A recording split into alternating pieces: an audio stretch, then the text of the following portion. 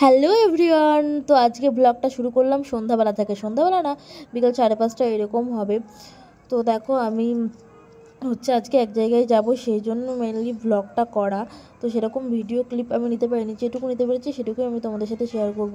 আমার হেয়ারটা না ভীষণই ড্যামেজ হয়ে গেছিলো, তাও এখনও অনেকটা ড্যামেজ রয়েছে। তো ভাবছি কী ইউজ করবো, কী ইউজ করলে ভালো হবে, তোমরা একটু কমেন্টে জানিও। তো দেখো আমি বিয়ের 1 বছর চুল কাটতে নেই, তো চুল কেটেছি, তো লেয়ার কাট কেটেছি। খুব একটা ভালো করে কেটে দেয়নি চুলটা, কাটা খুব ইম্পর্টেন্ট ছিল, সেজন্য কেটেছিলাম।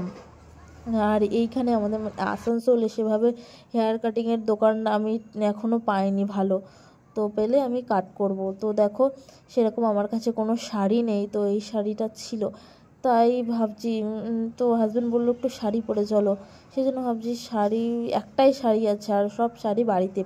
আর ব্লাউজ এর সাথে এই রেড ব্লাউজটা যাবে কিনা জানি না, তবু আমি পরেছিলাম, পরতে হয় এরকম আর কি।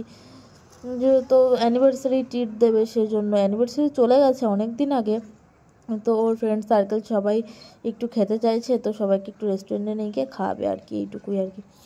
তো দেখো আমরা ফাইনালি চলে এসেছি আসানসোলের সেন্ট্রাম মল। এসে অনেকক্ষণ ধরে এখানে না ওয়েট করছি। তো এখানে আমি গেছিলাম জুতো কিনতে, আমার খুব একটা পছন্দ হলো না, সেই জন্য আমি কিনিনি। তো আমরা এখানে সবাই ওয়েট করছিলাম, আর দুজন ওই দিকটায় কিছু শপিং করছে, সেই জন্য আমরা এখানে ওয়েট করছিলাম। মলটা খুব একটা ভিড় ছিল না, ফাঁকা ছিল। আর এই যে এই শোপিসটা দেখো, জাস্ট এত সুন্দর লাগছে। আমি বলছিলাম এটা কিনে নাও, ও বলছে এখন না, পরে কিনে দেবো। আর এখন কিনে বা ঘরে কোথায় রাখবো সেটাই ভাবছিলাম। তো দেখো এই যে এও ভিডিও বানাচ্ছে হাজব্যান্ড। তো এই দেখো আমাদের কেক চলে এসছে, কেক ওর ফ্রেন্ডরাই নিয়ে এসেছিলো, ছোটো কেক, বেশি বড় কেক না। তো দেখো, আর এই রেস্টুরেন্টে আমার সবথেকে ইউনিক লেগেছে, দেখো সবাই তালি বাজাচ্ছে, গান করছিল, খুবই সুন্দর। বারবিকিউ একটা স্টেশনে নিয়ে গেছিলো।